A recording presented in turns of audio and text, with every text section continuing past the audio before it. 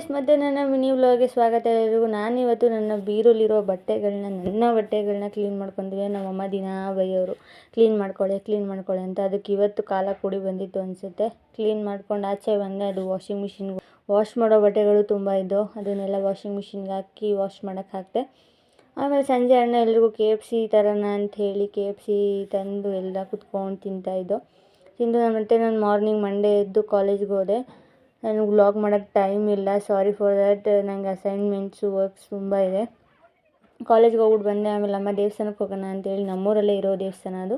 ದೇವಸ್ಥಾನಕ್ಕೆ ದೇವಸ್ಥಾನ ದರ್ಶನ ಮಾಡಿಕೊಂಡು ನಮ್ಮ ಅಕ್ಕನೇ ಪೂಜೆ ಮಾಡಿಸಿದ್ದು. ಅದೆಲ್ಲ ಪ್ರಸಾದ ಕೊಟ್ಟರು. ನನ್ನ ಚಿಳ್ಳೆ ಗ್ಯಾಂಗ್ ಜೊತೆ ಆಟಾಡ್ಕೊಂಡು, ಇವ್ನು ನಮ್ಮ ಅಕ್ಕನ ಮಗ, ಅವ್ನಿಗೆ ಸ್ವಲ್ಪ ಆಟ ಆಡಿಸ್ಕೊಂಡು ಮನೆಗೆ ಬಂದೆ. ಇಲ್ಲಿ ನನ್ನ ತಂಗಿದಿರು ಮತ್ತು ನಮ್ಮ ಪಕ್ಕದ ಮನೆ ಹುಡುಗಿ ಎಲ್ಲ ಸೇರಿ ಆಟಾಡೋಣ ಅಂಥೇಳಿ ಅಣ್ಣೆಕಲ್ಲು ಆಡ್ತಿದ್ದೆ.